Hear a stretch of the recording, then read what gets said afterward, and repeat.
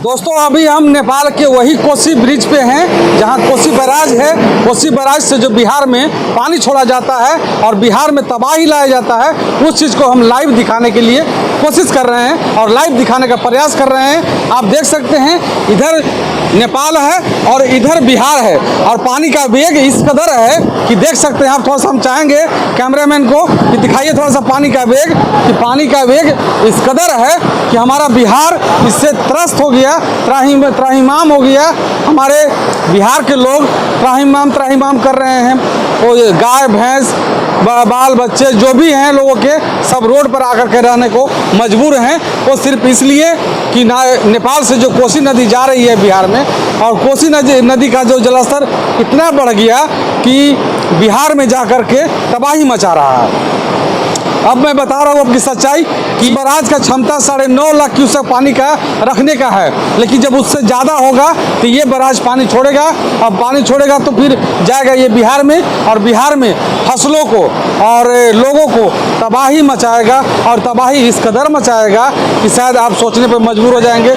उन लोगों का ज़िंदगी देख करके आप परेशान हो जाएंगे, क्योंकि हम लोगों ने देखा है, इस बाढ़ पीड़ित लोगों को देखा है। और यही नहीं, पूरे हमारे भारत के कम से कम उत्तरी बिहार इतना प्रभावित है। उत्तरी बिहार के कम से कम 10 जिले लगभग प्रभावित हैं, जिसमें अभी भी ऐसा बताया जा रहा है कि वहाँ पर जो स्थिति है खतरे के निशान से ऊपर है। सब लोग अपना घर छोड़ करके बाहर में रह रहे हैं, रोड पे रह रहे हैं, कहीं स्टेशन पे रह रहे हैं, कहीं टोल गेट पे रह रहे हैं, कहीं पेट्रोल पंप पे रह रहे हैं। लेकिन हम लोगों ने जिस तरह से देखा है रात में देखा ये कि उन लोगों को रहने के लिए कोई सुविधा नहीं दिया गया अभी तक, न सुविधा मिला है। इधर दिखाइए, इधर दिखाइए फाटक, पूरा शुरू से दिखाइए।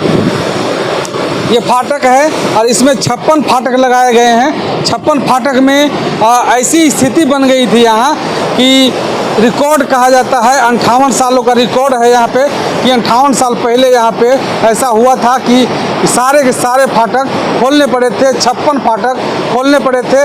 लेकिन 58 साल के बाद फिर ऐसा हुआ कि यहाँ पर फिर से दोबारा खोलना पड़ा, इसलिए कि पानी यहाँ पे बहुत ज़्यादा हो गया था कोसी बैराज में। और ये कोसी बैराज में पानी आता कहाँ से है, सो मैं बता रहा हूँ दोस्तों, शायद आप लोग जानते नहीं होंगे कि कहाँ से पानी आता है।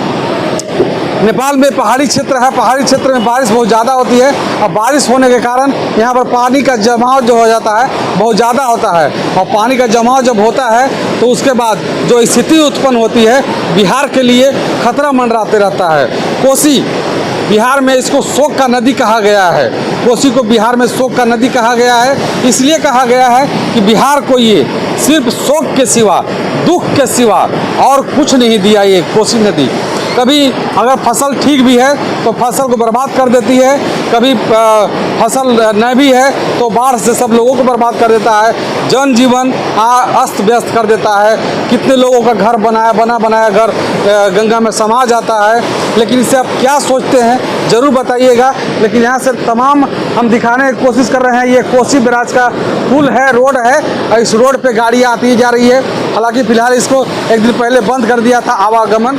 और यहाँ पे मैं बता दूं कि जब 56 फाटक खोला गया यहाँ पे, तो इस रोड पे पानी चल रहा था, पानी ऊपर आ रहा था। स्थिति इतनी भयावह हो गई थी कि यहाँ पे लोग इस पे आ नहीं सकते थे। प्रशासन यहाँ पे अलर्ट कर दिया था, प्रशासन मना कर दिया था कि यहाँ पे अब कोई नहीं आएगा। हालांकि अभी स्थिति सामान्य धीरे धीरे हो रही है। इसके बाद अब जो स्थिति है कम हो गया है। अब लगभग 2.5 से 3 लाख, 3.5 लाख क्यूसेक पानी छोड़ा जा रहा है, जो कि अभी भी बिहार के लिए बहुत काफ़ी है। इससे अभी बिहार को बहुत बड़ा नुकसान होने वाला है। और बिहार के लोग इससे बहुत त्राहिमाम कर रहे हैं। और बाकी बात हम बताने की कोशिश इसलिए कर रहे हैं, दिखाने की कोशिश इसलिए कर रहे हैं कि ये जो नदी है कोसी नदी शोक की नदी कहा जाता है। और ये हमारे देखिए, इधर थोड़ा सा दिखाइएगा, पूरा बिहार को प्रलय मचा रही है।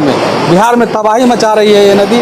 और इस नदी को हम लोग क्या बोले, अब हम लोग इसको रोक भी नहीं सकते हैं, भारत सरकार इसको रोक भी नहीं सकती है, क्योंकि ये सदियों से चला आ रहा है। 1900 जानकारी के लिए मैं बता दूं आपको कि ये जो पुल का निर्माण जो हुआ, इनॉग्रेशन जो हुआ 1965 ईस्वी में हुआ था, आज़ादी के बाद हुआ था, जिस समय लाल बहादुर शास्त्री प्रधानमंत्री हुआ करते थे। उस समय ये इसका इनॉग्रेशन किया गया था। उस समय ऐसी स्थिति नहीं थी जिस तरह की स्थिति अभी है, लेकिन अब जो स्थिति धीरे धीरे बनते जा रही है, बहुत ही दयनीय स्थिति होती जा रही है हमारे बिहार वालों के लिए। खास करके बिहार में तबाही मचा रही है ये कोसी नदी। लेकिन आप लोग क्या सोचते हैं इस वीडियो के बारे में, इस बाढ़ के बारे में ज़रूर बताइएगा, कमेंट करिएगा। हम लोग बहुत मेहनत करके इस कोसी नदी को दिखाने की कोशिश कर रहे हैं, और ये जो बराज है इस पर चढ़ के दिखाना बड़ा खतरे से खाली नहीं है, इसलिए कि कभी भी कुछ हादसा हो सकता है। इसलिए हम लोग चाहेंगे कि वीडियो ज़्यादा से ज़्यादा शेयर कर दीजिए, लोगों को पता चल जाएगा कि कौन सी नदी है, कहाँ से आती है और उत्तरी बिहार में बाढ़ कहाँ से आ रही है। बहुत बहुत शुक्रिया, आभार, जय हिंद।